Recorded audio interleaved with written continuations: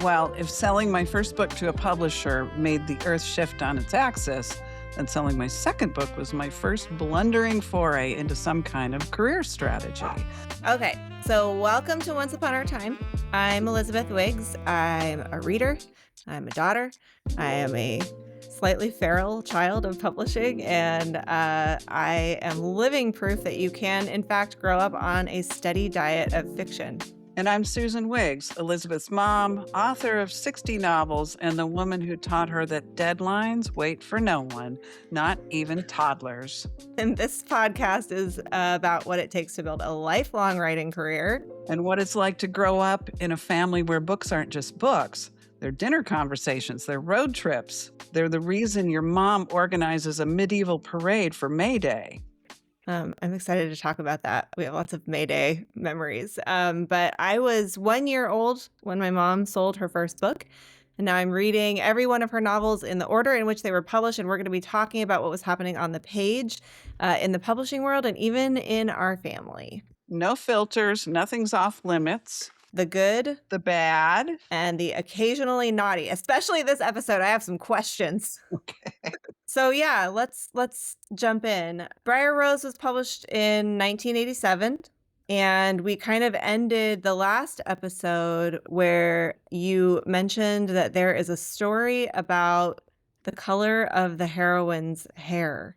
It was published the same year as Texas Wildflower, which I want to dig into, but it's a different publisher. It's set in medieval England instead of Texas. It's a disgraced knight. There's a wicked stepmother. It's got all of the trimmings of a fairy tale. But I want to start with this hair color situation. Why was her hair black and why was he blonde? Oh, this is the dumbest story, but I'll tell it anyway. Romance novels, historical romances were huge in the 80s. That was like the go-to genre for many publishers. And there was one woman, and I wish I could remember her name. I think her first name was Stephanie, but she would write, and we're talking about write letters, not emails or anything. There was none of that. Snail mail. Yes, handwritten letters to romance authors. And she would say almost the same thing to every author. And I know this because I met some other authors. And she would write letters saying, I need you to write a historical romance about a blonde-haired hero and a black-haired heroine. It was like her go-to fantasy, and she never explained why, but she told all these women, and when we would get together for, like, a writers group meeting or something like that, we would compare. Oh, no, her name was Diane. Diane. Yeah, her name was Diane, and Diane would always ask for this particular trope, and I thought, "Well, they gotta have hair," so when I wrote the second novel, just a shout out to Diane, I made him a blonde-haired hero, and Briar Rose is the black-haired heroine, and indeed, they played that out on the cover.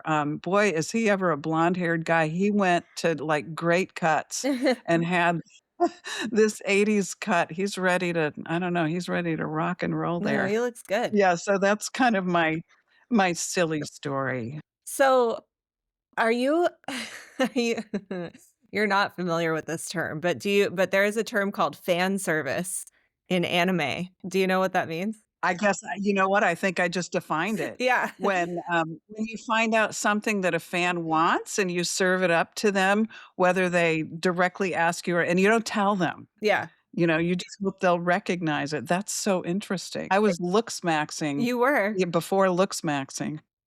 No, it's why anime has so many girls with big floppy boobs running around. That's fan service. We don't call it that in our house. Okay, so this is interesting, right? This book came out with Avon, so a different publisher from Zebra. In fact, Texas Wildflower was your only Zebra book.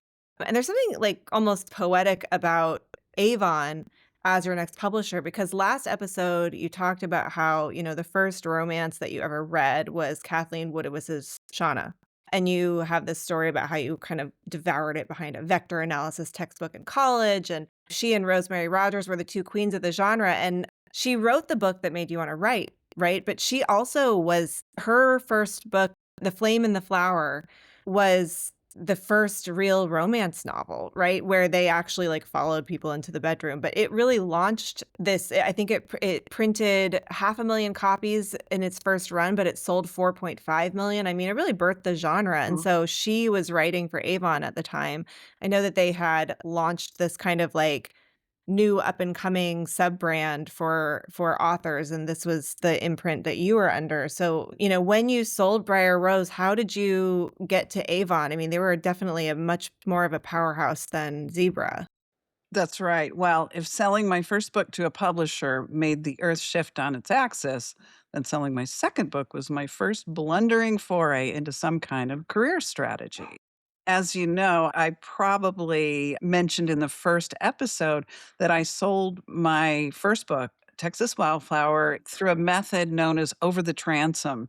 In the olden days, way back in the dark ages, there was a louvered window up over the doors in publishing offices, and that was the transom, and people would, kind of drop kick their manuscripts over the transom. But what that means is it was a cold call, and I did not have a literary agent. The literary agent is the middleman who brokers the deal between the author and the publisher, and I didn't have one, not because I didn't want one, but because nobody would represent me because I wasn't a published author. And so it's kind of a catch-22 because literary agents like to work with published authors, but you can't be a published author without an agent unless you get very lucky and strategic, and that's kind of what I did with Texas Wildflower. But the minute I sold it, I made a very bad deal for myself. I'll admit that up front. I was so thrilled that I was gonna be a published author that I didn't really sweat the details much until I realized, that I had worked my ass off for 6 months with a typewriter and a toddler and everything, for a very tiny reward. However, I did have an advantage now. I had a publisher. So I went to some of the top agents working in the business. One was named Richard Curtis. He was working with a big selling author named Janet Daly. And another one was Stephen Axelrod. He was working with, I can't recall who, they both had really, really big popular romance clients. And as you mentioned in your notes, Mhm. Avon was the go-to publisher for this bursting genre called historical romance. And so the agent that I ended up signing with, Richard Curtis, he determined that that would be my new home. Even though Zebra had given me a beautiful cover in their, oh, it was an imprint called Zebra Heartfire. Anyway, they did a good job publishing that. I enjoyed my editor, but their offer came in much lower than an offer from Avon Books. Because one thing that has to happen, and it's very common in publishing, is that your publisher gets the first look at your next book. It's called the option, and they have an option, and they're allowed to make an offer for it, but you're allowed to say yes or no. In this case, I was advised by my new spanking new literary agent, that I should move house over to Avon Books, and which I did, and they had an imprint of their own. It was called the Avon Romance. The covers, you can see them online. They have a little swath, a little ribbon. It was called the Avon Ribbon Romance or something like that, and I had a book ready to go. I had typed it, and so I knew at that time that I wanted writing to be my life. The problem was I already had a life. I had a fantastic baby daughter. I had a vibrant teaching career at a school that I just loved, and I had a typewriter. But I knew I wanted this. I wanted it enough to make it my life, no matter what it took, even if it meant skipping out on evening TV shows and weekends with friends, even if it meant staying up for hours after putting the baby to bed. I was in my 20s. It was no big deal. I had plenty of energy for this. And so, um, I decided to, just kind of give it my all, and so I was ready for another book, and it's not super common to publish 2 books in the same year. With 2 different publishers? Yeah, unless you're a super prolific and very focused genre author. It's possible to do. I don't recommend it if you like to take it slow, but if you're just chomping at the bit, and I had been for a long time, so I decided to do that. So, anyway, So you already knew you'd sold the zebra book. How soon after you sold it were you having the conversation with them about the next book? Had you already written it at the time when you sold Texas Wildflower? If I hadn't written it completely, I probably had written most of it. Yeah. Yeah, because one thing about being a career writer is you don't just write a book and then wait. You write a book and then you open another page, another document now, in this day and age, and you start your next book. And so they kind of overlap. You might Yeah. put one book to bed with the publisher, but you're already working on the subsequent book. And so we gave my editor at Kensington Books, at Zebra Books, the manuscript for Briar Rose and said, you know, give it an offer, and she did, and then I got a better offer from Avon. Got it. And that was Richard who was kind of navigating that process for you. It's so good for the author to have a good, wise counsel from an agent because that way it's not adversarial between you and the publisher. It's really the agent making the deal on your behalf. And so it removes that kind of weird tension between the author and the publisher. And the literary agent, I should say, for people who are just getting started or wanting agents, they earn by commission. They're not to charge you any fees or no, not a reading fee or an evaluation fee or some kind of you might come across that when you're querying agents. Just say no to fees. They earn a commission. Yeah. I mean, and so it would make sense too that he would push you to Avon, who was not paying bottom of the barrel kind of advances, right? Do you remember how much you made for Briar Rose? No, I don't. It was a few $1,000s. It wasn't Yeah. yeah, it wasn't enough for me to say goodbye to my teaching job. We'll get to that in a future episode because there was one book that came along where, the advance for the book was almost double what my teaching salary was, and that Yeah. was the one that kind of pushed me to embrace writing full time, but I sure wasn't there yet. I could tell I was on my way, though. It was Yeah. an exciting, productive time in my life. You already could tell because let's see, you had this, but at the time when you sold Briar Rose, I assume Texas Wildflower hadn't actually been published yet. This must have been happening because Texas Wildflower came out like in the spring, right? And then this came out in the fall. Yes, and it was just by luck that Texas Wildflower got that great cover, and I think it Yeah. sold pretty well. You were kind of in the dark with your sales, much more so than you are now, but it must have done fairly well because it got, the attention. The other thing about Avon books, especially this, the Avon romance, this thing I believe that they had a publishing program, and they had to bring out 2 books a month, and so where do they get them? They had to go shopping big time for authors, so, Yeah. I was kind of in that program it was actually for the next 3 books. Yeah, that's awesome. No, I was reading this blog. I should probably figure out who said it so I can give them proper credit, but they called, Zebra kind of the C team to Avon's A team, and I actually read in a different article kind of about, like, the history of romance and of publishing, that when Zebra was pitching books to their booksellers, they would bring a mock-up of the cover, and that kind of aligns with, I know, their strategy, coming from, like, magazine sales, right? Was, like, something splashy and exciting that someone will grab without really looking at it too hard. And then on by contrast, Avon sent pink bound galleys and lavender press releases and a rose, which I just think is like such a metaphor for the difference between those 2 publishing houses.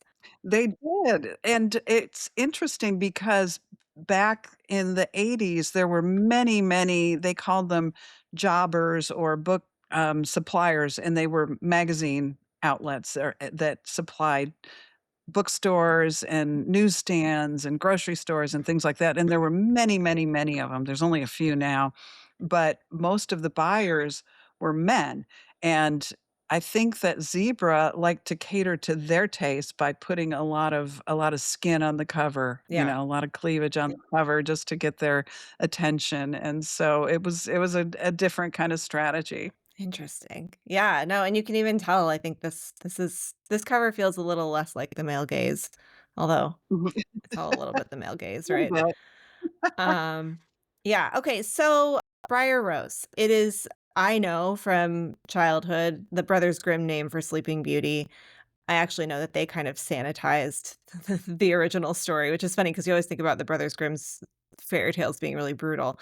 But no, they actually sanitized it. There was like a she was molested in her sleep in the original story, right?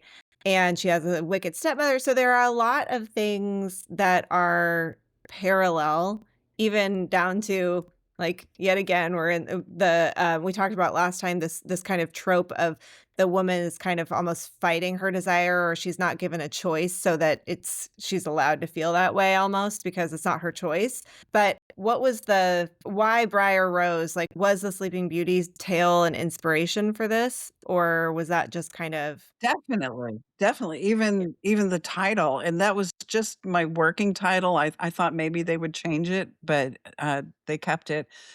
I absolutely think that there's a reason that fairy tales endure for thousands of years. They have these tropes, and they're not politically correct, and they're things that go, like, deep into our id, and this one, I just wanted to tell a dark fairy tale that had kind of the woman emerging victorious in the end, and Yeah. that was kind of my goal, and I have to admit, I was flipping through the original book. I have very, very few memories of writing this book, and I guess it was because it was written like I mentioned, it was written after the baby's bedtime, it was written on nights and weekends and all this stolen time. However, I did try to immerse myself in my research. One of the things that has changed a lot is that now we do a lot of research on the internet. You used to have to do it in person, and I actually got a special credential from Rice University. It's in Houston. It's known as the Harvard of the South. It's a very prestigious university, Rice, and I got some sort of special, I don't know, hall pass or something to be able to use their research libraries there. And I would drive at night, leave the baby with my mom and drive over there and just, sit in a reading room and just read and read and read because that's how you did your research. And so I always and I still to this day do this, I always research a lot more deeply than anything that makes it into the book. I try to have enough period detail to make it sound plausible, but I've probably had to read, 5 books about any given topic, so I remember doing that. Well, that's one thing I noticed even with Texas Wildflower and then Briar Rose is just the like, you do such a good job of painting a picture of where the story takes place and atmosphere, like, it's kinda cool to see some of this early raw talent, even when I know you were still building your voice and, still probably not given the deep editing resources that you probably had later in your career. But, it still comes through, like, you can I can see the way the research that you do kind of brings the setting to life, even if you're not, like, reporting on every little detail you found. I thought it was interesting, though, that in this book 1987, there was, like, some feminine things happening, feminist things happening, right? Not entirely, but, there was, it was the year The Princess Bride came out, a strong heroine there. It was actually Nancy Pelosi's first year in office, and so a lot of interesting, things happening in the world around, like, female independence, and so it's interesting that, in Briar Rose, she was gonna inherit this estate that was only allowed to be run by women.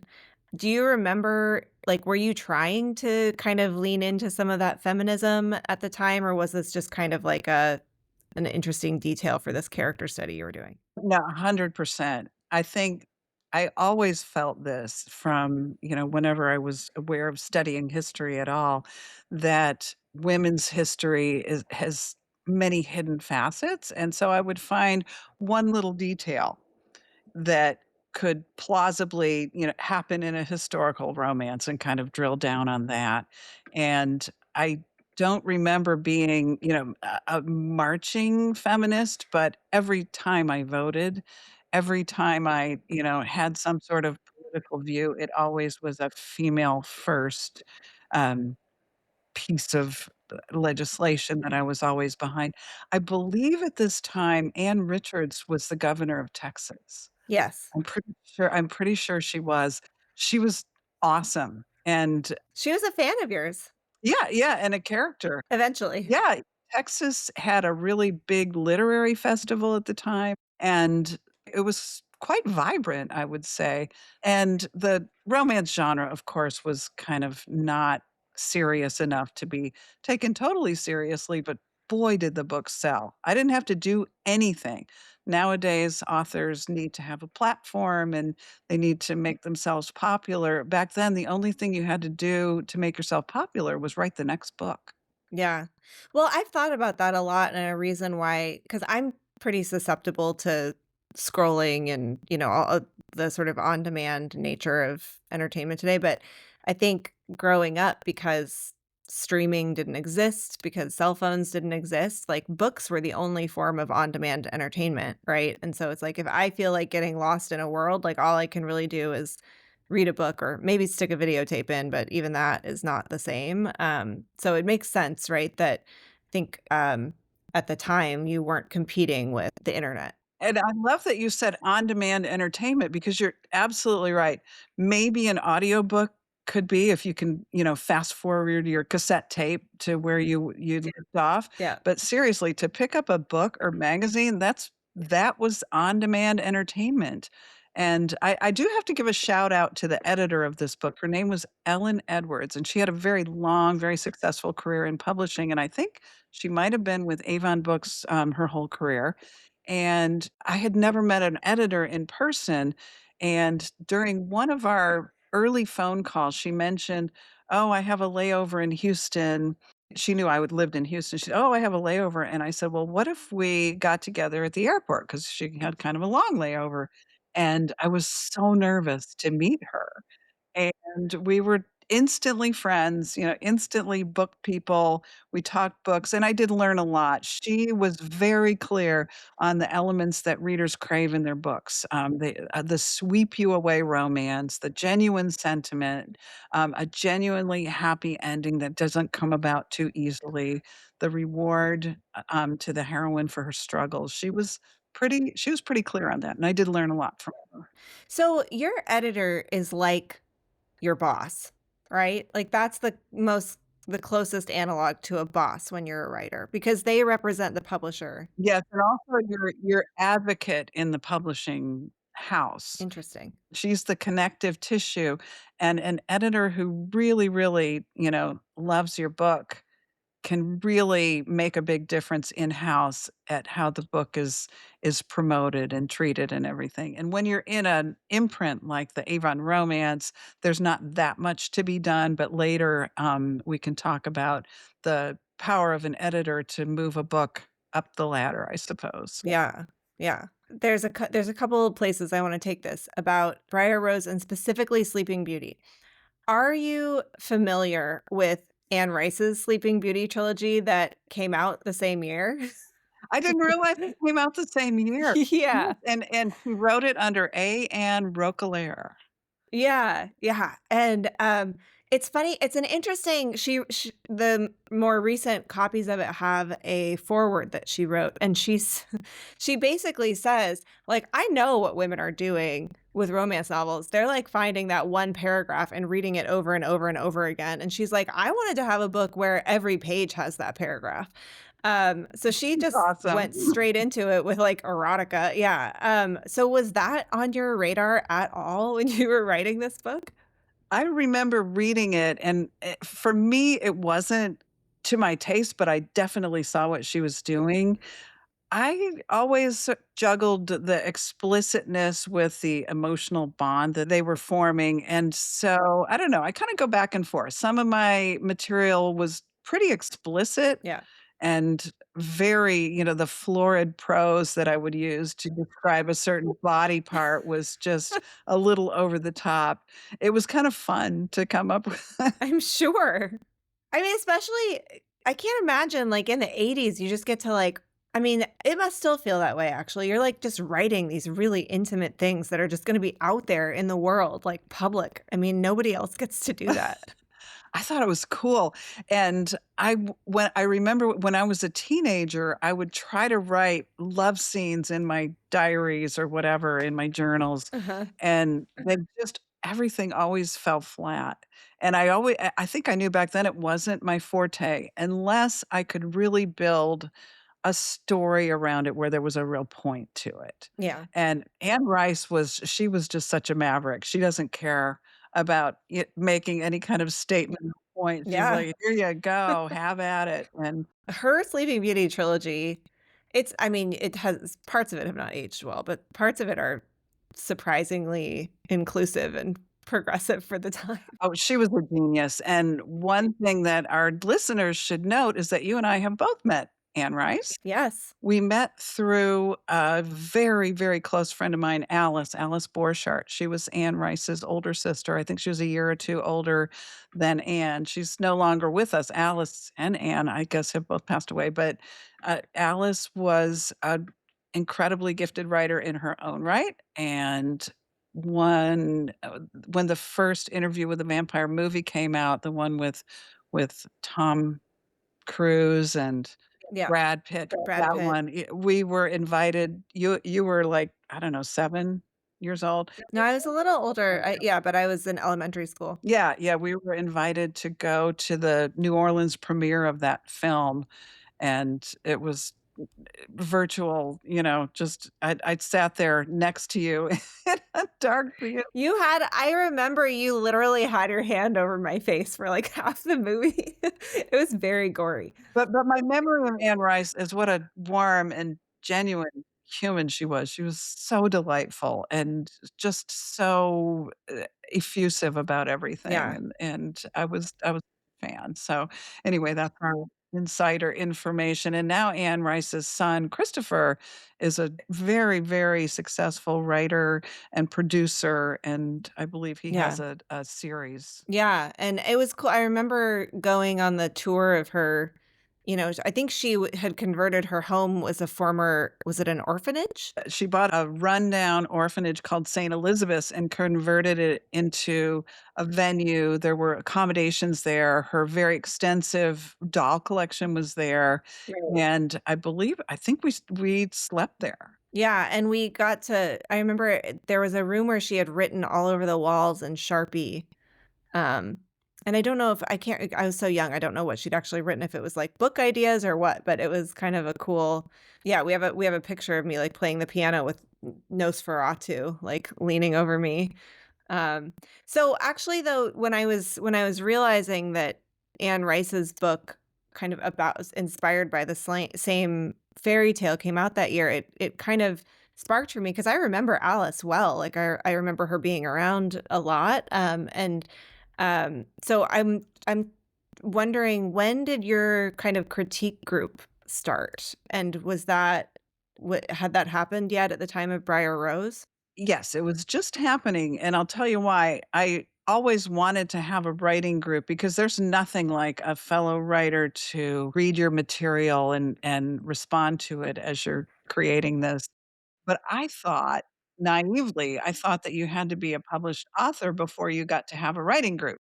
And indeed, that wasn't the case, but the minute I sold my first book, Texas Wildflower, I reached out to a group that met in my area of Houston, and we all sat around and talked shop. And then it's sort of a chemical reaction you have with other writers. I really, really, responded to this, novel that Alice was working on and vice versa, and so, my first writers group consisted of Alice Borchardt, Barbara Dawson Smith, who also writes as Olivia Olivia Drake. Olivia, that's right. So, Olivia Drake and I are still writing, and I think the consistency of a regular meeting, I believe we met maybe every week or every 2 weeks.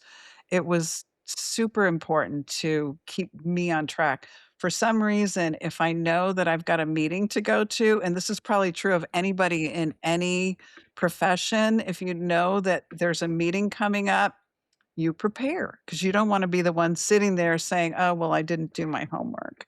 And I believe one reason I was so productive during this time was the writers group.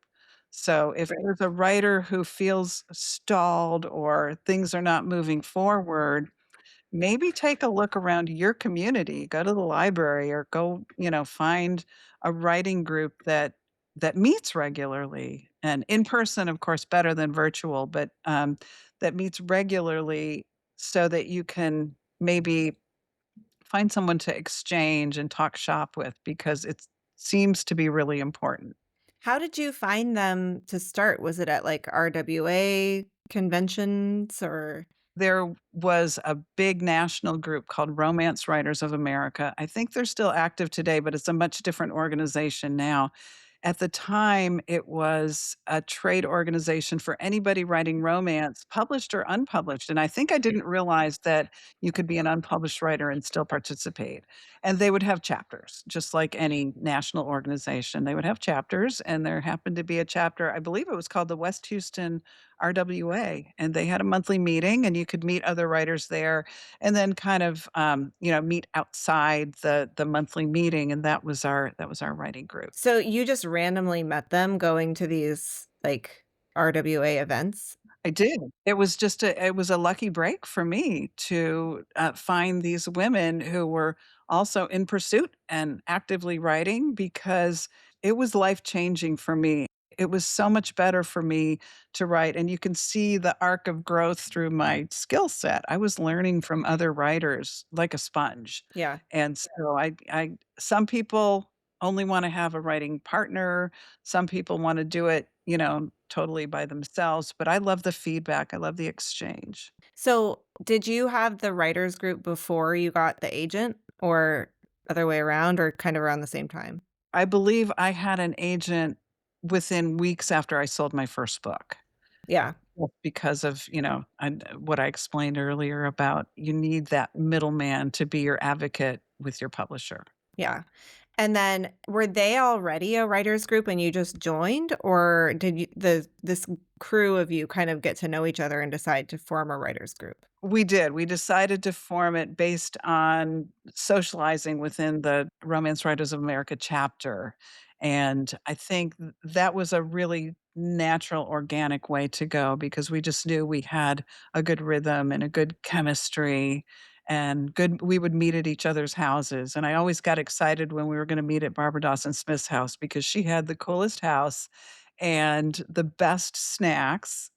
Her husband was actually a food stylist and photographer, A food photographer. Yeah, I remember that. very talented, and so she would always have the best snacks that he would bring home that hadn't been sprayed with shellac or whatever, but I remember that. That's funny. Was there like, I remember Arnett having a big personality. Was there, like, a matriarch of the group, or was it pretty democratic? It was totally democratic. We took turns. I completely defrauded my school by using their Xerox machine to Xerox the chapter that I'd done that week, but it was all in service of my career. So you would show up to your writers group, you would hand out a chapter, and everyone would read it silently, and then you would discuss? Initially, we did that, but there was too we were all pretty ambitious, prolific writers, and so we realized we were spending, like, 45 minutes reading material and then, another couple hours talking about it, and, they got to be some pretty late night meetings. So what we would do after that is we would exchange the pages, take them home for a week, and meet the next week, and so we kind of got in a rhythm of doing that, and I found it incredibly helpful. I hope somewhere in my basement archive, I have some of the old critiqued pages because we were really good. We were really funny, just really smart, and, yeah, that was good. Yeah, and each time you would talk about everyone's, or was it each meeting was dedicated to a specific person? Pretty much everyone, because especially, Barbara Arnett and I, we all had publishers waiting for our next book, and so we had to be productive, and the only exception was Alice. She would handwrite her manuscript and then read aloud to us, and it was wonderful. It was kinda magical. She had this amazing reading voice, and she was not writing a romance novel. She was writing, a hi I guess it would be a historical fantasy. The closest genre that people might be familiar with would be Game of Thrones, but she was years ahead of herself, Yeah. years ahead of Game of Thrones, and her books are fantastic. I encourage people to look up The Silver Wolf by Alice Borchardt. What an amazing book. And that came out, I think, in the early '90s. Yeah. Man. So were you all kind of getting the same level of break at the same time in this group? It sounds like you all kind of had, early books published, and so you're kind of on the same trajectory, or was anyone ahead? We did, and that was a lucky thing because you don't want this very senior writer with a whole bunch of books under her belt to have to tow along the newbies, and so we were all just breaking in, and it was really fun, and it was really supportive. There was no rivalry, there was nothing like that. We just really wanted to see each other succeed. I think early on you realize that a rising tide lifts all boats. So if one book is hugely popular, it's gonna bring more readers to your books. I know I've thought about that a lot, especially I think back then. I don't know if that's the case now, but I think competition isn't really the same because, like you said, it's like if somebody reads and loves a book, they're gonna be like, "What else is out there that's just like that?" And so having colleagues who are writing the same thing, it's like keeping people in the funnel. Ugh, now I sound like corporate America, but here I am. That is what I do with my day job. Yeah, well, that's really cool. So you had this writers group. It's interesting to think about. You had this book that you didn't tell anyone you were writing, except for me, and I was a good secret keeper at age 1. And then you had it purchased and it was being published, and so you kind of came out. And, 6 months later, you had published this book with a much bigger publishing house. You had a writers group of women who at the time you may not have known, but all were going to go on to have pretty cool writing careers. You had an agent. So a lot of change in 6 months. Do you feel how was it on the personal front? Like how are you talking about or thinking about this to our family? Because I know you surprised them with your first book. I assume they were anticipating the second book. Yes, very much so, but that was the only difference. I think it explained a lot about me to the people I was close to. They said, "Oh, that's why she's, not available to go shopping or playing or whatever on weekends. She's been writing these books." And it was really fun. Some people were a little mystified by it, but for the most part, it was just a piece of me that kind of, blossomed, I think. And when you put it that way, you don't notice life happening as it happens. But when you put it to me that way, yes, that was a very productive and fun time of my life, and I did let some things overlap. Like, I remember I was a 5th grade teacher, and one of my favorite units to teach was called the Medieval Parade. We would do it around May Day, and we would, do a maypole dance and listen to music of the times and dress in period costume, and so I liked to try to overlap. I wasn't super open with my students about that I was this Mrs. Wiggs is a book writer, and, they don't care. They thought I was mom. That's what 5th graders do. But, it was it it definitely was a really nice, productive time of my life. I just loved the travels that we did, even though, we were definitely on a budget, but I don't know, we would always incorporate, fun things to do that may or may not have to do with my books. Probably they did. Yeah. Well, and I just remember when I remember I think you took me to several Renaissance fairs at the time. Like I have some really deep core memories. Oh, definitely. There's a huge one in Texas. Yeah. I remember there was one where it was like a bard. who was entertaining, and they had you hold a breadstick in your mouth, and they were juggling past your face, and I think the goal was to slice off the breadstick, and I was very concerned. This was these were my early glimmerings of the later generalized anxiety disorder that I would be diagnosed with, but yeah, I remember seeing you up on that stage and be like, "They're gonna take my mom's face off," but I remember the costumes and the fanfare and everything. It was just so cool. It felt very much like a vibe with Briar Rose. Well, one of your very early words, you were an early verbal toddler, but I remember you loved to go to a festival, called it a pestival. Yeah, Yeah, festival. and that was your favorite listen, yeah, that was our weekend, so, yeah, we had good times. Yeah, I still do that with my kid now. Every weekend, I'm like, "What free thing is going on?" There's always something, right? So this book, what you dedicated to, do you remember? I don't. It was to Marie and Harold Banfield. They know the meaning of happily ever after. Oh, okay, that was my maternal grandparents. They'd probably been married at that time, I don't know, 50 or more years, and, they were delightful people who probably read my books. Their hair probably caught fire. Maybe that explains why my papa was bald, when they read the explicit bits, but they never talked about it. I think they would tell me, "Good job, we're so proud of you," but, not a lot of detail there. Yeah, no, I mean, it's very sweet, but yeah, it made me realize because 'cause I've been so focused on my own grandmother and who I know also it's interesting because in hindsight, she was a prolific reader and prolific romance reader, and so the sex scenes wouldn't have been novel to her, but the idea of Grammy Lou reading a sex scene, especially one written by you, I just am still trying to wrap my head around that. Maybe I'll get there, but I hadn't even thought about Gigi and Papa. Oh, man. They were your that was your Grammy Lou. They And so were. you weren't because okay, do you remember this? I was in middle school. I was probably Clara's age, maybe 7th grade.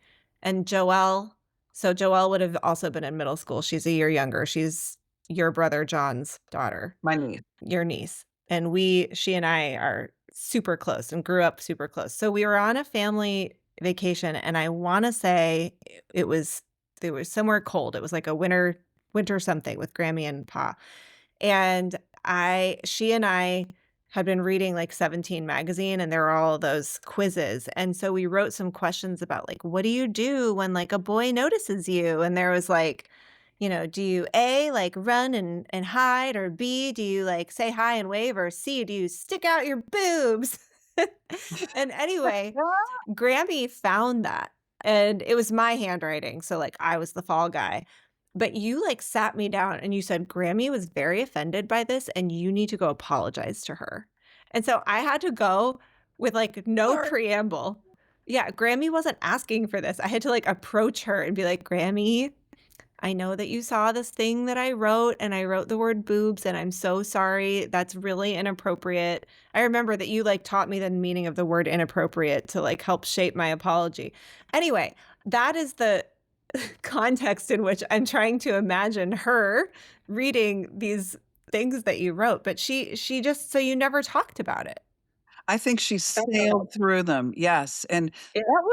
I think that was a lot of my parents' style with all 3 of their children is if it's not on fire or bleeding, just, leave it alone, and I'm yeah, so that was I'm glad that parenting has opened up and changed through the generations, but that was them, and I have nothing but love for them for doing that Yeah. because I believe a lot of the leeway that they gave us is just from them looking the other way to go, you know, light up another cigarette and have a martini and let the Yep. kids in fact, I just saw an old picture of a camping trip that we went on, and it was another family that we would go camping with and the 3 kids, and we were just standing around an unattended fire, we were tiny, with, like, crushed up beer cans on the ground all around us, and yeah, no context to that, I don't remember it, but I remember thinking that's a scene from childhood. Yeah. It's just well, and it's I think it is cool actually because yeah, I would've if you had asked me before I started reading and then deeply thinking about this, how would a child of Clara Louise Banfield, um, or Clara Louise Clist, go on to write steamy romance novels? I would have said, "Absolutely not. She was pure as the driven snow." But I don't actually think she was. I think you're right. I think there was, like, a generational thing where it was like, "We're just gonna pretend like this doesn't exist, but then we all see it. We're just not talking about it." We do, and I have to say her favorite author of the '80s was Jilly Cooper. Look it up, Uh-huh. y'all, Jilly Cooper. She wrote the naughtiest British, uh oh my goodness, and in fact, they've made, I think it was a Hulu series called Rivals. I think that's what it was. Oh, Anyway, interesting. very explicit, and she was way into those books, so I guess it was her outlet, and maybe that's why we unapologetically would write some pretty edgy or strange or politically incorrect, scenes like that, just because we know that it's a fantasy. We know it just like a murder mystery writer knows that her readers are not gonna go out and turn into serial killers because they read her book about a serial killer. It's kind of a similar thing. It's entertainment. It's for the reader, so Yeah. Well, and actually, speaking of kind of the entertainment aspect and like the escape from the real world, there was a lot going down in 1987. We didn't really talk about all of it last time, but the Iran Contra was like eating Washington alive. Reagan's approval, which I know you're probably fine with, was crashing. The whole Oliver North thing was happening with his Marine uniform. And then, in October, which was actually the month that Briar Rose came out, Black Monday hit. So, you were already living in Texas in dramatic economic crisis, but, nationally, the Dow fell. It was the largest one-day percentage drop in history. A lot was happening. And then also, this was the year of baby Jessica in the well, which might be one of my earliest memories of, like, I was so engrossed in that news story, but, were you paying attention to that as, like, a as it obviously you were in your day life, but, like, when you were writing, was that in your mind at all, or not when I was writing. The writing was probably an escape from that, but it struck me as you were going down the list of the various challenges and crises, and, we're in a cycle again. It's so strange. It's very strange that to consider what was going on in 1987 is a mirror image of what we're going through right now. But yes, Jessica down the well in a town in West Texas had the nation just riveted. So, yeah, I didn't realize it was that same month. yeah, I don't know if that was the same month, but it was 1987, so it was definitely in the zeitgeist. It was. Well, I did look up the best-selling novels of October 1987, and the bestsellers in the number 1 slot that month were Presumed Innocent by Scott Turow, very, very incredibly popular and a really good book with a good twisty ending, and he went on to a very brilliant career writing legal thrillers. I think he was the president of the Authors Guild for a while, and I think he's still, writing actively today. And then the other number 1 bestseller was Kaleidoscope by Danielle Steele. She is the romance juggernaut, the queen of the weepy, tragic romance with the fragile, beautiful heroine, and she's still popular today. And so those were the 2 number 1 bestsellers on the New York Times. Did you did you read pretty broadly, or were you typically reading the genre that you were writing?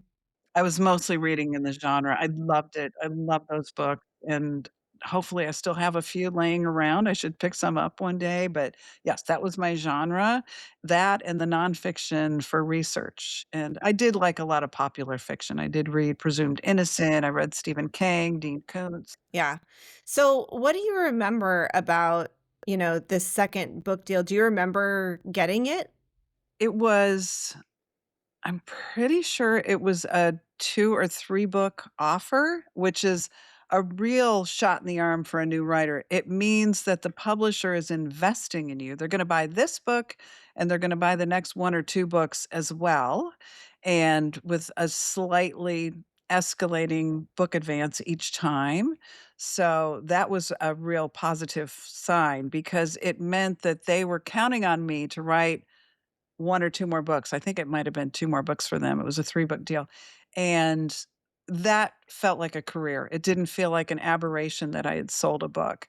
It felt like I now have something else going on in my life, and that became really the pattern for my career from there on out. I almost never signed, like, a one-book deal because publishers wanna know that you're going to deliver not just the book that they're buying, but subsequent books because they wanna build your career.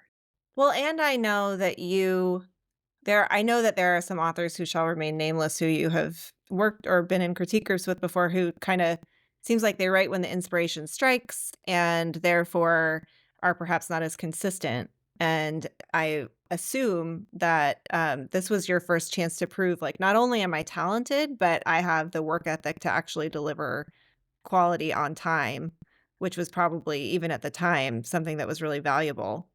Yeah, 100%, and I often envied this about fellow writers, the ones who had either a really lucrative day job or even more common, they were stay-at-home wives and mothers, and they were able to do that because they had a productive husband. I did not have that, and so I was kind of the breadwinner, and so I felt like I didn't have a lot of breathing room, but that actually served me well. I think the pressure of knowing that I had to produce something next with, very little wait time in between was because if I look back over my career, I think the number one hallmark is consistency. Yeah. I consistently produced a readable, entertaining book on a regular basis, and that is like gold stars when you're building a publishing career. Yeah, and this is what's interesting to me is it seems from the outside like a creative process. Does it feel like a creative process to you? Or like what's the balance of I'm creating, I'm being an artist, and then this feeling of like this is my job, I'm putting on my shoes and I'm going and sitting at my desk and doing my job? The creativity part is like, I don't know, like going away in a hot air balloon.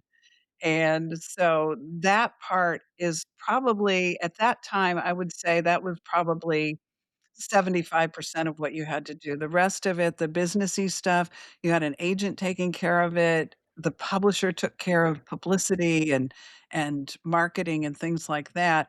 And so I think it was kind of a golden era for authors where all we had to do was write our books. And it was kind of an exciting time. This has changed, we can get into that in future episodes, but at that time, you did have to comply with, genre standards and things like that, but the sky was the limit. It was amazing, and I couldn't wait to get to my book manuscript, but besides being with my little daughter, it was my one, my favorite thing to do. So, did you ever have one of those moments where, because, with the early books, it's like this it's new, it's almost like a hobby, right? A creative hobby and outlet for you. But suddenly, you know, sounds like with Briar Rose, it's like, no, this is something this is work now. Did you ever have that sort of classic moment where you're like, "Oh my god, like this is kind of like sucking the joy out of this hobby that was like very easy for me to turn my attention to because the stakes were pretty low, whereas like now the stakes are higher." Like was that happening yet, or I don't know, did that ever happen to you? It sounds weird, but it never did. Even when I was writing, like, a Harlequin series romance because I needed the money, and we can get into that later, that was prescribed by a book bible, I still loved it because you're still taking a blank page and putting your heart on paper, and that never gets old, and it never got old for me, and I never felt confined by genre standards or a publisher standards or anything. I would fall in love with whatever I was writing at the time. I was like Yeah. the Labrador retriever of writers, you know? Labrador retrievers are known for bonding with whatever human they happen to be with. That's why they make such good guide dogs for the blind, but, I would fall in love with whatever I was writing, whether it was a little series romance or a full-blown historical romance. I would just immerse myself. I loved it. And so every book you write, it doesn't feel like work. The creative part of it anyway, it sounds like. Not at all, not at all. That's the fun part. Man, that is so cool, and I feel very lucky because I bet not everyone has that same experience or relationship with it, but that's awesome. I wonder, when you look back now on Briar Rose, is there anything in that or in 1987, that year of your first 2 books coming out that surprises you, or does that feel like exactly what you'd expect from who you were at the time? Answer B. I was on track. This book was exactly what I thought should be my next move creatively and with a publisher, and so I planned it, but I didn't plan it. I planned to be a writer, I planned to embrace commercial popular fiction, and that felt like the natural next step for me. Yeah. And that happens so fast because we were talking about with Texas Wildflower, it was just like this thing you were kinda doing, you weren't really sure, you didn't have an agent, it became real overnight for you almost. It did, it did. So, Elizabeth, we gotta wrap up now, but tell me real quick, what are you reading right now? I'm in a bit of a reading slump, if I'm gonna be honest. 2026, aside from, of course, the excellent Susan Wiggs books I've been reading, that, like, my other books I've been reading, I just none of them are really, like, home runs for me. So I'm trying this one that I've heard about a lot called Daughter of the Empire by it's 2 authors, which I'm always fascinated by that because 'cause I'm like, "How did you do that? Like, how do you write with another author? That seems crazy." Raymond E. Feist and Janie Wertz. Anyway, it's a sort of a fantasy trilogy. The reason I am drawn to it or what tipped me over into reading this one is that apparently it's about an authentically bad marriage, and, interestingly enough, um We've both been there, both done that. I know, I've got some lived experience, but also as a divorced person, my current marriage is not like that. But the thing that I find about romance is sometimes I need to read the other side of the coin. Like, sometimes I want some of that gritty realness almost to kind of, like, either think about what my experiences have been or, I don't know, maybe just to, like it's like a little bit of salt with the sweet, and so, anyway, it's a good counterbalance, I guess, for some of the more, like, upbeat things that I've been reading. So I'm trying that, but I don't know, I'm early in it, so I can't really say. What are you reading? I'm reading nonfiction by one of my favorite nonfiction writers. His name is Timothy Egan. He used to be a Seattle writer. I'm not sure if he's in Seattle still, but the book that I'm reading is called A Fever in the Heartland, and the subtitle is The Ku Klux Klan's Plot to Take Over America and the Woman Who Stopped Them. And it's absolutely true. He's famous for not making up dialogue. It's all from, published sources and primary sources, and it has me on the edge of my seat, and what's shocking is the main supervillain in all of this is like a combination of Jeffrey Epstein and Stephen Miller, and it's just shocking about the Ku Klux Klan, stuff that I wish that we had had to study in school, but we never did. Anyway, it's called A Fever in the Heartland by Timothy Egan. Wait, why are you reading that, though? Because I liked him. I met him a couple times, and, I knew that I liked his writing, and this kind of just came across my radar, I'm not sure, and I picked it up, and it's fantastic, and I forgot how much I do like him, and so Huh. yep, so and he's, I think, exclusively a nonfiction writer. Oh, so it's like a personal connection with the or like a personal connection with the author or fan of the author. A little bit, yes. So you're not researching for a book, that's not why you're reading nonfiction. No, I'm not. God, I couldn't write about the Ku Klux Klan in the '20s in Indiana. I'd wanna, like, hit myself in the head with a hammer. Yeah.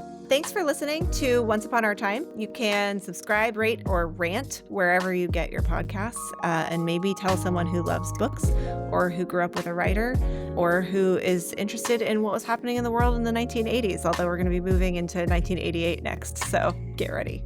Next week, we'll be talking about Winds of Glory, a sexy drama set during the American Revolution, featuring the one rule I will never, ever violate in my writing again. Oh man, I'm going to be here to enforce it then, I guess. So we will see you next time. Thanks as always, Mama. Recorded in Bainbridge Island, Ballard, and Bremerton in the beautiful Great Northwest. And sponsored by North Crest Home Inspections, because every home has a story, even the ones with deadlines. Find them on the web at northcrestwa.com.